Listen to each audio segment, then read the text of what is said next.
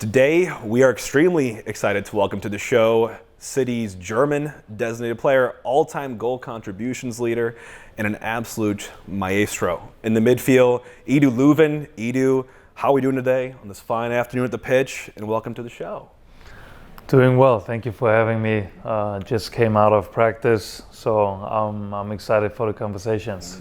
So are we. Sorry, this has been a long time coming. We're super excited to chat with you. But before we get too far into all the things of this season and last season, Edu, we kind of wanted to go a little bit back to start and go into some of your time growing up at home and in Germany. I've listened to a couple interviews, read a couple pieces around your family and the values that you kind of felt were instilled in you from a young age. So could you talk a little about your parents and your upbringing and how that kind of morphed you into who you've become today? Yeah, so my parents, I have an older brother, older sister. They were both born and grew up in Russia, in Siberia. Very cold winter. I was actually born in Germany in 1995. My parents came back from Russia to Germany, so I grew up in Germany. Had a great childhood with a lot of soccer. I was actually also playing handball and soccer at the same time. Was also pretty good at it, especially because I was way bigger than the other kids. But then at a certain point I had to make a decision between soccer and handball. And then when I was probably 12 or 13 years old, I decided to only focus on soccer, which was probably the right decision. Yeah, there's not much more to say than that. Got it. And then when you made that decision, you obviously stuck around in Germany, played for a couple different clubs within the Bundesliga. How did that kind of shape you when you were a younger player into the player you are today, and kind of what you bring to City in the US now? Yeah, it was in Europe. It was always very competitive at a very young age, and that wasn't so easy because, when I was 11 years old, and I have to say, my parents had no clue about soccer. They came to Germany. They didn't really know the game and everything, and they just saw that when I was a child, I always wanted to kick the ball. I always wanted to play soccer.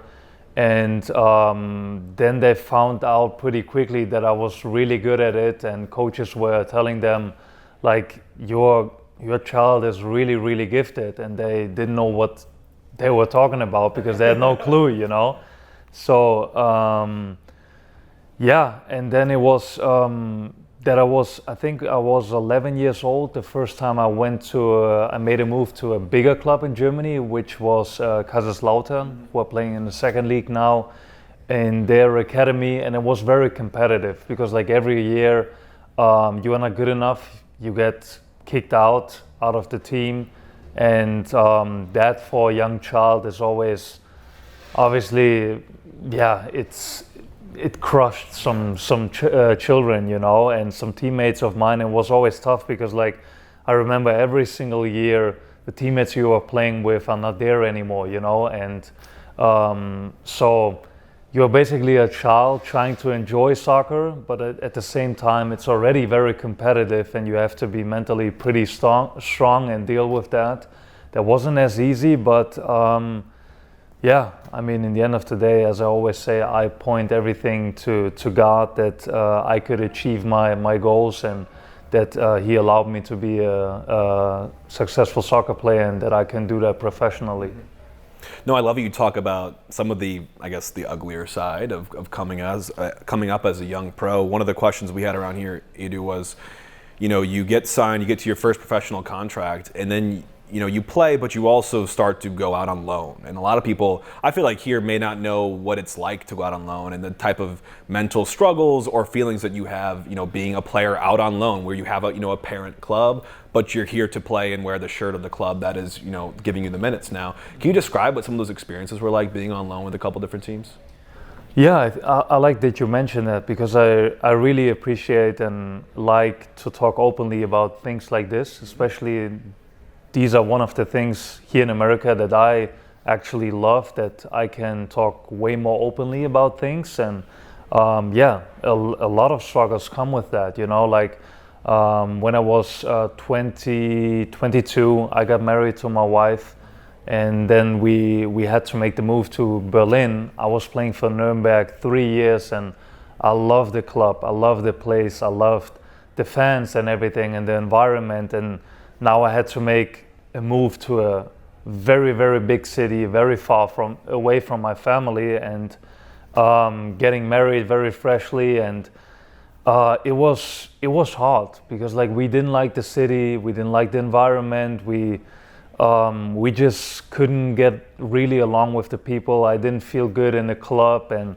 didn't get the minutes I wanted, so it was very tough. And after only 6 months, I already made the move on loan to Augsburg, and we started liking it. And after 10 months, I got called back to Berlin again, where the place I didn't like it, you know. So I had to go there again for 8 months, and then after 8 months, I went to Bochum for 1 year on loan, and then I came to St. Louis, and now like it's actually so much in my mind that like now after 2 years, I'm like to my wife, can you imagine we are already 2 years here? And I mean, like 2 years is not really a long time, but for me it already seems like a long time, you know.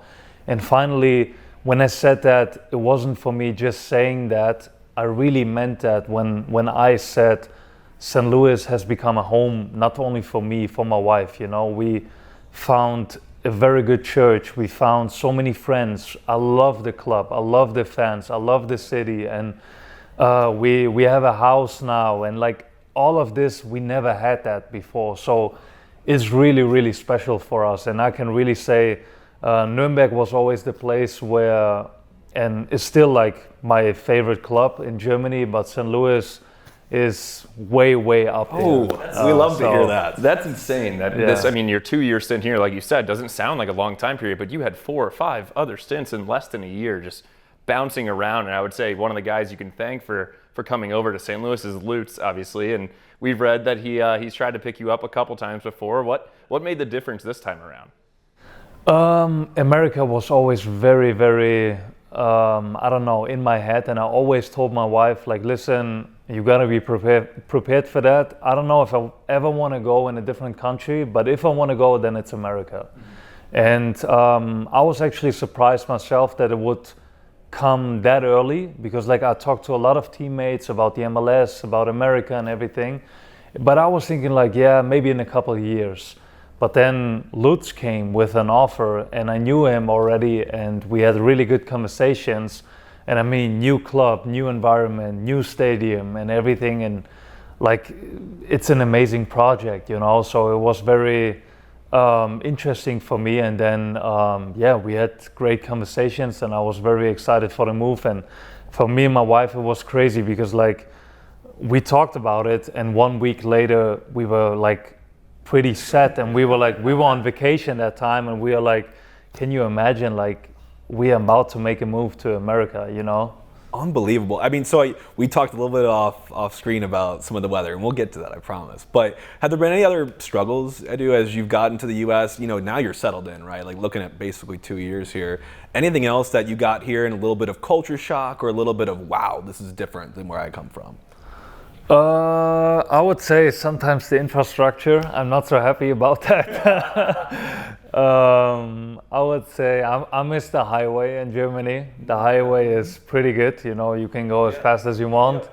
It's very clean. It's a little bit more in order. Sometimes I have to say people here on the highway drive a little bit crazy. Just a tad. Yeah. Yeah, but other than that, it has been a really good adjustment. I mean, people are so nice here. People make it so easy. They welcomed us in a way we've never experienced before, you know, like the fans and everything is very special. We love the American culture. People are very open. People are very friendly, way more friendly than in Germany. In Germany, I land on the airport and I'm like, okay, I'm back in Germany. I have to get used to that again. So no, we really love it here. We are very thankful to be here. Nice. I might transition us a little bit more then into the soccer sense. So now being 2 years here, I think you've had a couple different roles with this team, and obviously you've played a couple different positions over in the Bundesliga. If mainly throughout the midfield, where do you feel most comfortable? And what role when you play on a team? Is it sitting in front of the back four? Is it a little bit further up the field? Do you like being on the ball so you can ping it like you obviously can do so well? Where do you like playing the most? I would say just as I'm playing now, because like Hack, I think he is really good at defining my role, and he gives me a lot of freedom. He knows I don't want to be on the 10, but he also knows I don't want to be strictly on the 6. He knows that I want to have like freedom, that I want to be like the one like kind of in between, like an 8 who is attacking and defending. I want to do both sides, you know, and I want to be involved in the game as much as possible. And when I'm on a 10, I'm more like kind of dependent on my teammates, and if it's in a game where I don't get a lot of balls, then I kind of get frustrated. I want to get on the ball. So I would say the role I'm playing now is exactly what I like the most. Yeah, and I second that, by the way. I think that is where we like to watch you the most. We've talked about it before. Where do we see Löwen's best position? And it's where you are now. And I was going to ask you, so you talked about where you like to be, and you talked about how Hack kind of has you there right now. How has it kind of morphed or changed at all in the last, I guess, couple of weeks with some of the new arrivals? How have you felt your role kind of change, if at all? Yeah, I think like I don't have to take all the responsibilities on my shoulder, because now I know I have like guys in front of me who have like a really good feeling for space, and I also know I can break lines with like maybe even harder passes or challenging passes, because I know they can deal with that, especially now Seti and Cello, I know they can deal with that, and the connection with them is already there, and I think like also Simon has been a really good adjustment to the team, and I think it's exciting the last couple of weeks how we played. The only frustrating part is that we didn't pick up as many points as we would have deserved. Right. Yeah, I would agree with that. And not only with bringing in the players in the past couple of weeks, obviously had a change at the helm with Hack, and it seems like the guys have loved playing underneath of him. Obviously, he's been within the club for City 2 and working his way up. How has the transition been for the team, locker room-wise? We've seen a great transition on the field since Hack has taken over, but kind of what are your thoughts on the changes so far? Yeah, I mean, I can talk for me personally. Obviously, like, it's the truth that almost everybody who I know at least loves Hack and appreciates Hack for the guy he is, not only as a coach. He is very challenging. He challenges you a lot. He expects a lot. He wants you to be professional and everything. It's not only that he's always only kind and everything, but then there's also the other side of him being a really kind leader who knows like what every individual needs, and who's always looking out for people. And I've always had a good relationship to him. From the first day on, I came to St. Louis when he was the assistant coach. So I'm just excited to have him as a coach, and the last couple of weeks have been really fun playing with him, especially, as I said, also because he gives me a lot of freedom and everything. He knows what I need, and it's exciting to play for him. So we kind of glossed over, we've been talking about a lot of recent, memories. I want to talk, more openly about your entire tenure here so far and ask you, wearing the City Red or whatever kit, what's been one of your favorite memories with the club so far, whether that's personal or as a team? I would say personal, probably the first game here at City Park when I scored the goal versus Charlotte, and the celebration, especially after the game with my wife. As you mentioned, the tough struggles we had with going on loan so many times, moving all the times. I mean, we were married, and I think now in 5 years, we've probably moved 6-7 times, which is crazy. So it was also for my wife, it wasn't easy, but she always supported me so well in everything I did. So that was like a very emotional and very personal and just an amazing moment, when I scored the goal, but also after the game, celebrating with her in the stadium.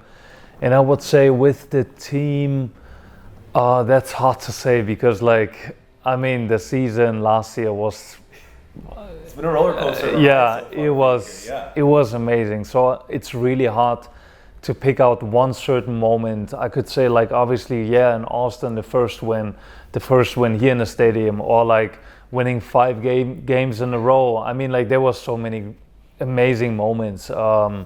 Finishing up the first in the Western Conference, there were so many special moments. It's really hard to tell. I'm sure we could rattle off our favorite Löwen memories. One comes to mind. I was literally in the seats right where you guys come out of the tunnel, and I think it was Vancouver last year. Yeah. And that's the one where I think you were probably 40, 45 yards out, and you do what you do on the free kick. And I'm not sure if you meant to. Maybe we can clear that up here. But it was a deep free kick, and you hit high, driven, hard, curling, and it went over the Vancouver goalie's head and into the upper corner. And I think that was our first or second goal on that game. It was perfect. I've never seen a better view at a goal like that. Was that on purpose? Can you clarify here? So the thing is, I have to say, like, I can't say 100% on purpose that I said, like, I'm going to score a goal. Right. But I also, like, as I mentioned many times, when it's an in-swinger from an out-swinger, obviously it's hard to do that. But when it's an in-swinger from that angle, I always try to aim for the far post, that, like, if nobody, like, gets a touch on it, that it still goes in. And I think I could back that up when I had an interview where I had to prove it in training again. And I was able to do it again. So that's kind of... I think now, like, Cucho scored a goal like this in the League Cup. Yeah, where he plays a perfect ball in, nobody gets a touch on it, it goes in. But, like, I also have to be honest, like, in that case, the goalkeeper, it was a clear error from him as well, because he. No. So, but I take it. I would say so. That's one of the points that you would always look for in one of your free kicks is if it is an in-swinger, making sure that it is just going on net in case no one touches it. With how good you are at free kicks, getting up and down over the wall, spending so many hours in doing those, what are some of the other things that you look for? Is it the wall, or is it something when you're in practice? Is it the technique that you focus on, or what makes you so good at those free kicks? And I know that's probably a loaded question. It's probably something that's come over time, but yeah. Yeah, recently I have been a little bit frustrated with myself because I honestly, when I look like all the games in the last couple of months, I didn't get a lot of good positions and free kicks where I can say, okay, like, this is the position where I can, like, score. But then, like, at Kansas, Portland, where I hit the post, so that was kind of frustrating for me, and I'm really hard on myself in situations like that I could do more out of that. And obviously I'm doing that in training. I'm just trying to be, like, really focused on my technique and not too focused on what the goalkeeper does. Yes, before the game, sometimes I have a look also on penalties. How does the goalkeeper behave? But then at moments I'm also like, I really don't really care about what the goalkeeper does. I'm just focused on my shot, and when I just execute in a way I wanted to, then it doesn't matter what he does. Oh man, the ball striking is just, I think, probably one of the cleanest on the team, at least from what I watch, and it's majestic to watch. And I just like you kind of peeling back how it kind of works in your brain, because it looks really easy when we see you doing it on the TV, but I know as a former player at a very limited level, it is not what you're doing. So obviously we love having you on any set pieces there. I want to pivot us a little bit, Edu, into, we just talked about this a little bit, but travel. So everyone that comes to the States, maybe from abroad, whether it's from Europe or South America, they talk about how travel can be daunting and really tough on, people that are coming in for the first time. And so I wanted to talk to you, and I have some numbers to back it up here, is what you're feeling on the travel, and I just want to quantify for everyone. We're going to take Portland as an example of a trip that you guys just took. And the longest trip that I was able to pull in Germany right now is between Bremen and Augsburg, which you've already mentioned, which is about 450 miles driving. Yeah. You guys just did a trip to Portland, which was over 2,000.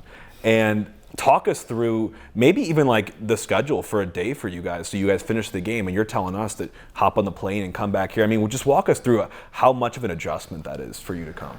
Yeah, honestly, I was really aware of that when I came here, and I was a little bit concerned how I would deal with that physically, not only because of the time you're traveling, but also the different time zones, like you go to Portland and suddenly you are gaining 2 hours and which is fine. I don't have a problem with that. But then you come back now. For example, we played Portland, and we didn't stay the night in a hotel after that.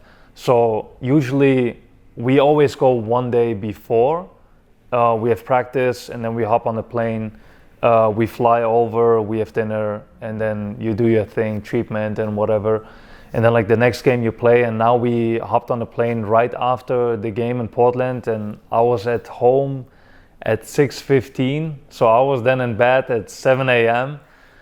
Set an alarm at 12:30 because I wanted to get a couple hours of sleep in, but also don't want to sleep too long because I want to fall asleep for the next night again. So that's sometimes a little bit tough.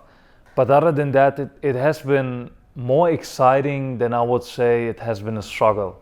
Okay. Once I would say, because Germany, I traveled to Berlin or to Bremen, I'm like, yeah, well, just another travel, you know. And here, oh cool, we are going to LA, and like we also have a little bit more freedom here than in Germany, because like in Germany you had to stay in the hotel the entire time, and here you have a little bit more freedom. So we can, like, not that we are doing anything crazy, but like, I don't know, LA for example, there's this crazy grocery store named Air One, which I really love. So I'm like, okay, I gotta go there, you know. Then in the morning we go out with the guys to the coffee shop, we are hanging out, we are playing some games. So then I also have to say we have a really good environment, we have a really good team. Like, some guys are playing poker, some guys are playing other games, we are playing pachisi with some other guys. So the away trips are honestly always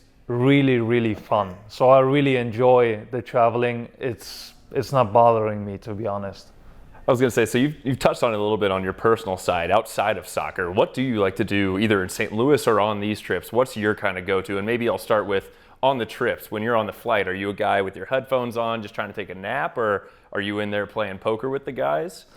I would say like on away trips, so there are always the groups. We have the pachisi groups. It's usually 6 players.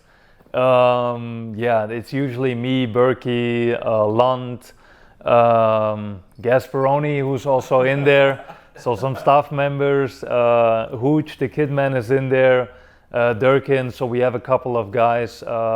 Indy is usually in the pachisi group, and then sometimes it changes. Whoever loses is out for the next game.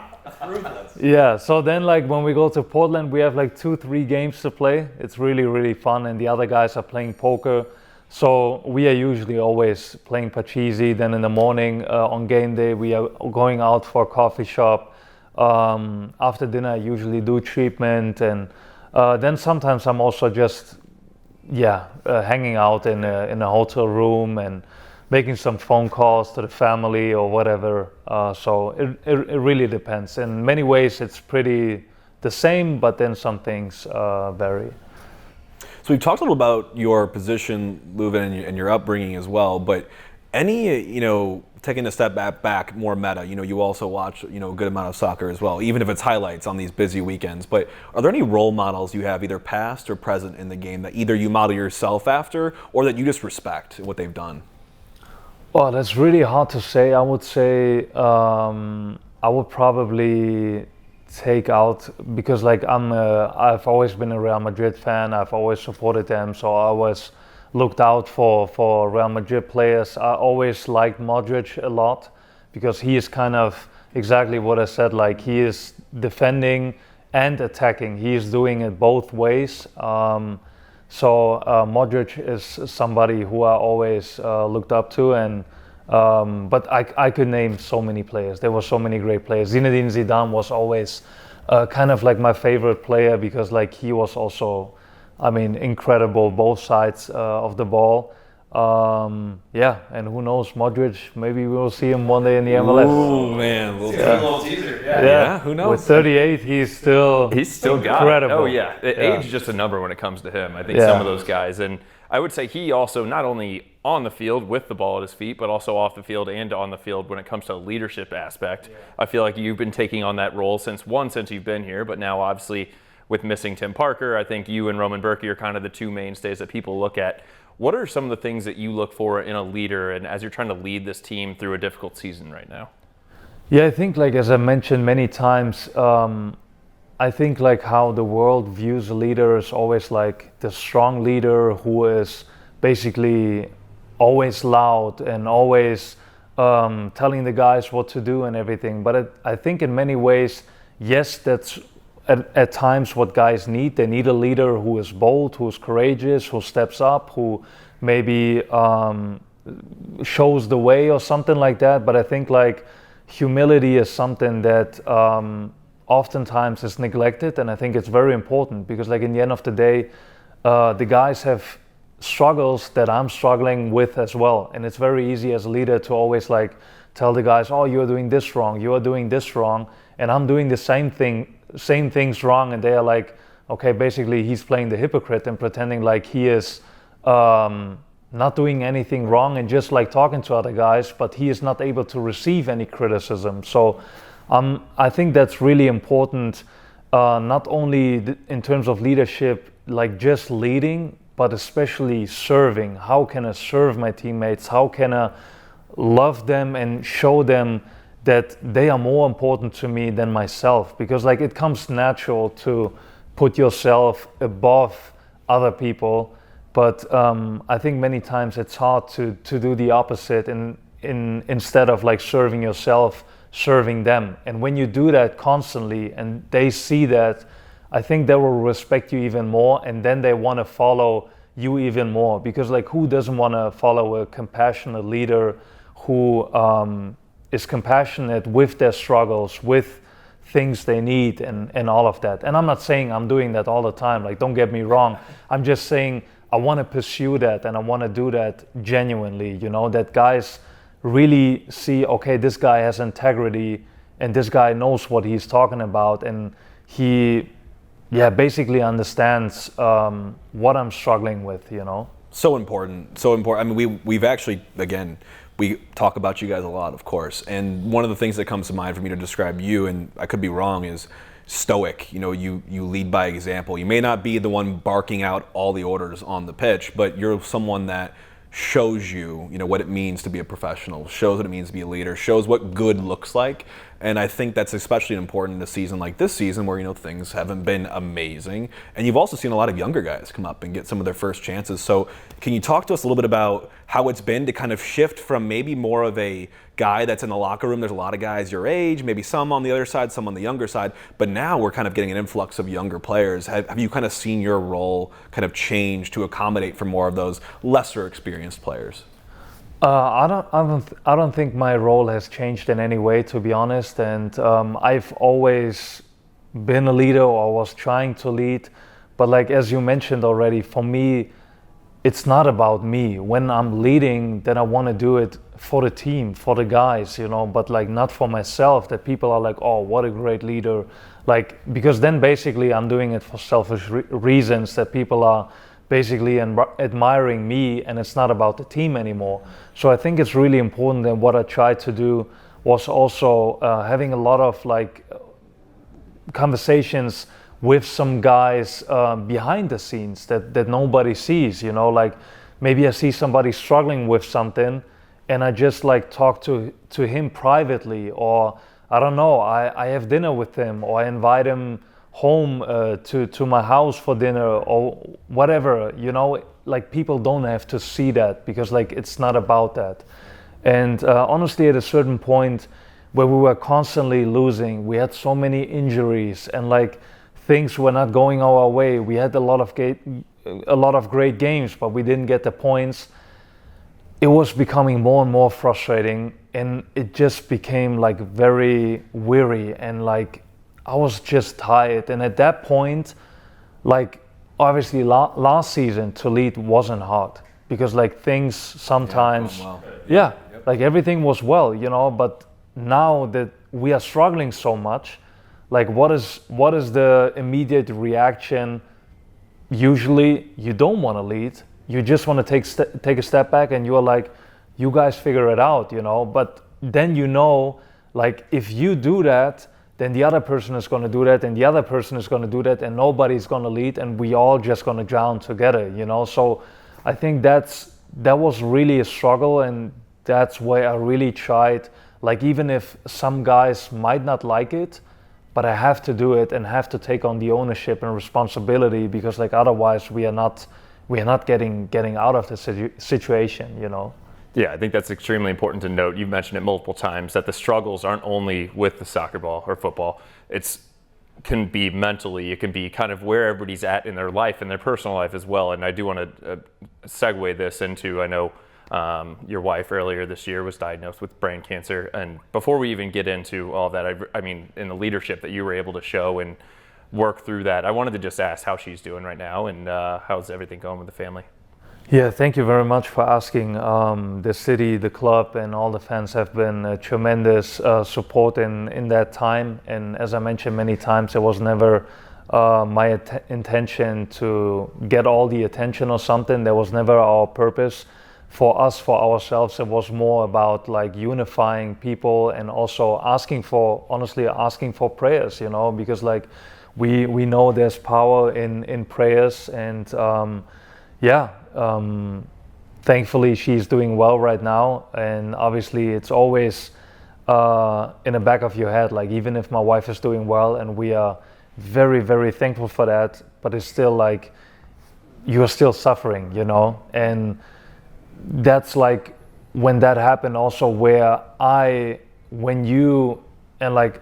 doesn't know what suffering means? Like all of us do, you know. All of us have lost a beloved family member, or like whatever that suffering might look like. Everybody has his own struggles, you know, and like within the team as well. And that's what I meant also, like, and what you said, it's not only soccer related, you know, like sometimes I couldn't perform at the highest level because I was dealing with something at home and privately, and like everybody in the team has his own struggles.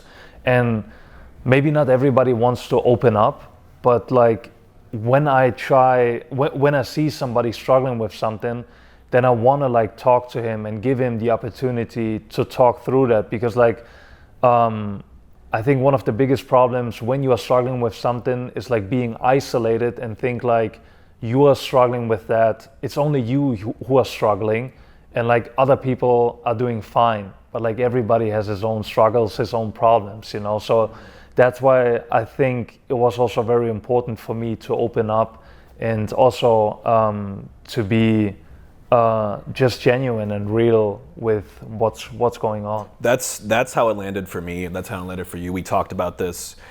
I think it took a lot of courage to come out and share the way that you did, and I, for not for 1 second, thought that to be of any sort of selfish gain in any light. I think what you did, you know, as someone, my father was diagnosed with cancer. You have, you know, cancer in your family. We all have it, right? Like everyone's got a family member or a friend that's either had it or has it at some point.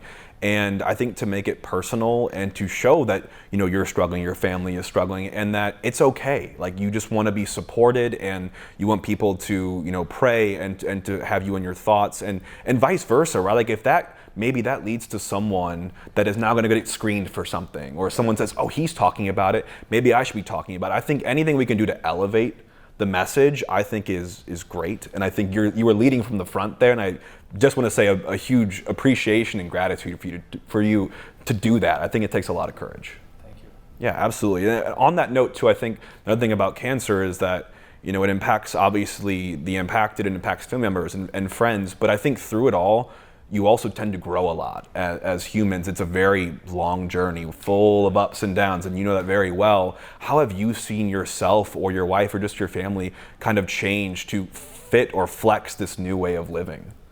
Yeah, I mean, you're asking a very deep question, and I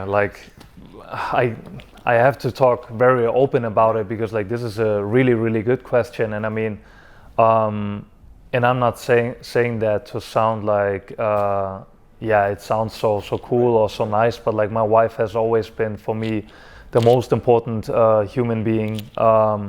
We always had the closest relationship, and like all the things I told her, how much I love her, and I would literally do everything for her that is the best for her. sounds all like very nice and romantic, but like, I mean, in the end of the day, when it comes to a situation like this, then your actions prove and show if you really mean that. And like, honestly, for me, as me and my wife, we are believers. Like, it sounds crazy and paradox, but we are even thankful that God gave us this suffering, even if I would have never chosen that for myself, never chosen my wife to have cancer. Like, don't get me wrong, the only thing I want for her is to be healthy. But like, I know God is good, and whatever he's gonna do, if he's gonna heal her or if he won't, he is still good. And like, he's blessed us with so many things. What I even said, like all the support of the city, of the club and everything. And like how our marriage has grown like so much stronger in that time. And my wife at a point, she felt so bad because like now I have to make so many adjustments, and she thought like I'm also like suffering even more because like I'm the one who has to support her and all of that. But I told her like listen, it's a grace to serve you. I'm honestly humbled, and I'm being blessed to serve you, and now I can prove my points that I really meant what I said in I'm gonna do everything I can for you, and I know you would do the same thing. Because like in the end of the day,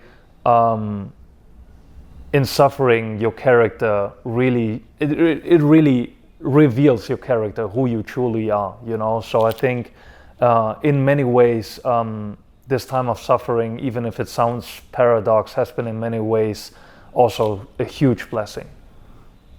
It's so crazy to hear you I mean, the maturity and even the leadership and just the love that you feel for your family, it's amazing. I think we can all learn a little bit of something from that and that perspective that you have, Edu. And obviously Justin, myself, everyone that listens to the show, I mean, so many prayers and thoughts your guys' way, and we wish and hope the best for you and Ilona throughout this whole thing, and to kind of take us into a little bit of hopefully some more lighthearted and fun, and what people came to hear in terms of getting to know you better on more of a personal side, but on a fun kind of angle, is let's talk about a couple of things. One thing I want to ask you about, this is some deep journalism here, Edu, so forgive me, but there was, obviously we follow all the socials, and it was, if anyone missed it, it was National Gooey Butter Cake Day recently, and I've got a bone to pick with you, Edu. I did see on there that you refused to take a bite because it wasn't your cheat day.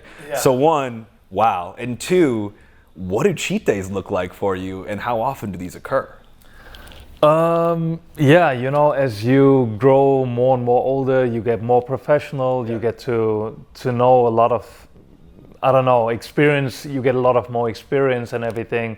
My cheat days have also changed quite tremendously because like the cheat days have always been after the game, and it still kind of is, but I've come to a point where I'm trying to do it like even way less, because like before, honestly, like on a cheat day after the game, I was cheating quite a lot, but like during the week I didn't allow myself to eat anything unhealthy. Okay.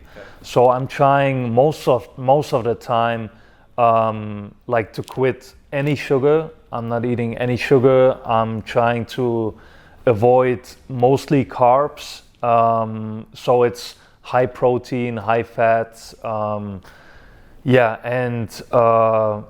just as clean as possible. But now, like for the last, I would say like weeks, months, I've tried to like even, on the cheat days to do even way less, and sometimes don't cheat at all when I don't feel like I really want to. So I think it's really important because like in the end of the day, what I put into my body, in the end of the day, gives me a higher ability to perform better on the pitch.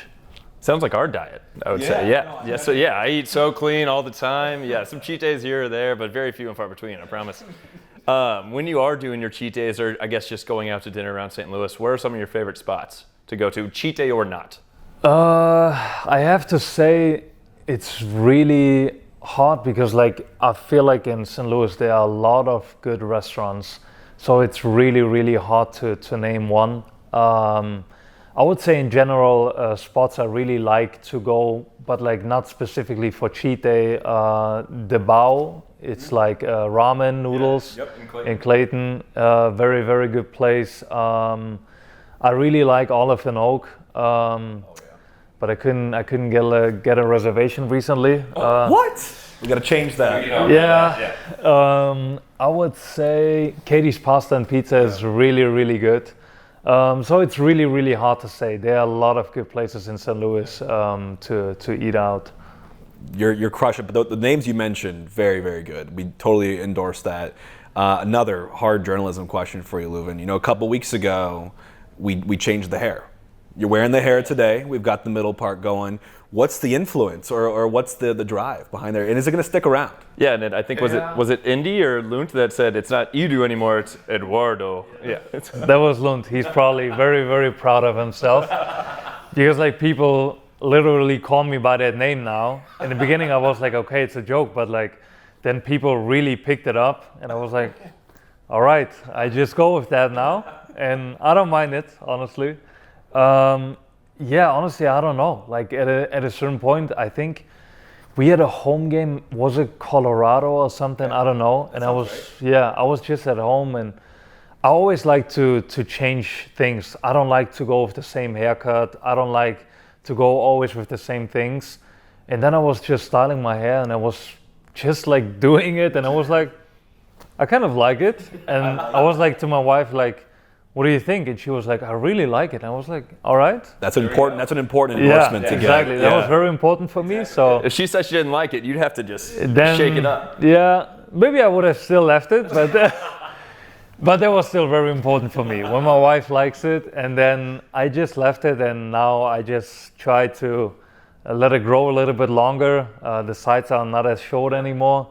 We'll see where it goes and how patient I am, because I'm not the most patient guy. So, well, it looks good now, and I think you're playing pretty well with it as well. So, yeah.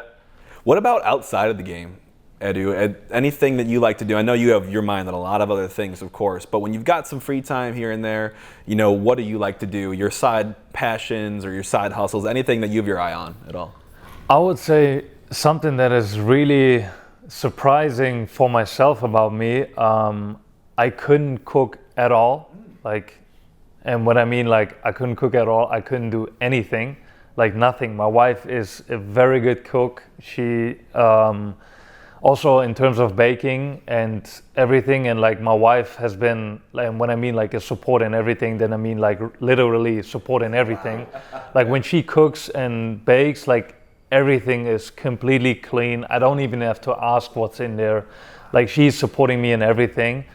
But now, since like all of that happened with her, like we bought a house that we are renovating, so we didn't have a kitchen, and like I went from 0 to 100. I bought a grill. I started grilling, and now I'm like into it. I'm completely like cooking and doing all the stuff. I honestly, I don't know myself anymore. So that's something I really enjoy doing now. That's a good skill. Yeah. That's a good skill. Yeah. I've been waiting to see you like post with, I know Parker's been golfing around St. Louis. Did they ever take you golfing or? No, I'm really, really bad. I'm really bad. So am I. But you know, it doesn't stop us from getting out there and having a good time sometimes. Yeah, but a lot of guys go out golfing. I would say I like to go on big walks. Usually in a forest park. I really love the forest park. Probably my most favorite thing in St. Louis. I was riding a bike one day and I saw you, and I think I had quadruple took, and you probably looked at me like, who is this guy that's like staring at me? And I was like, I think that was you, dude. And I was like, I'm not circling back, but yeah. Next time you call me. Yeah. Absolutely. As we get to the end here, Löwen, any message you want to give to City fans as we look to close out the 2024 campaign and even kind of pivot a little bit ahead to 2025? You know, what would you say that's on your mind and the team's minds to finish out the season and then head into the next? Yeah, obviously, first of all, I would say thank you for all the support, for all the prayers in that time, for all the cards and everything I've received, all the love I've received. But I would say also in general, from the very start I came here, how the people have welcomed me and my wife here to St. Louis. We just love it here, and I'm not just saying that. We really found a home here, and a huge part of that are the fans and all the people here. And yeah, maybe something I also want to say, when people recognize me, you can come up and ask for a picture anytime, because like people are very cautious and very respectful, which I really appreciate. And I would also say just now for the next couple of games, we really need the fans, because we wanna get a really big run going, because we still believe in the players, and we really want to do it. So we're gonna need their support as usual. Yeah. Absolutely. Well, we will be there to support you every game, and then also on a couple away games as well coming up. So yeah, we'll be in Boston to root you on from the away side. But we believe in you. We believe in the team. And Edu, thank you so much for joining us on the show. Thank you very much for having us. This has been a blast. And yeah, and kudos to you and the team for all your success so far. We're looking forward to hopefully seeing you here for a long time. Yes. Thank you very much. Thank you, guys.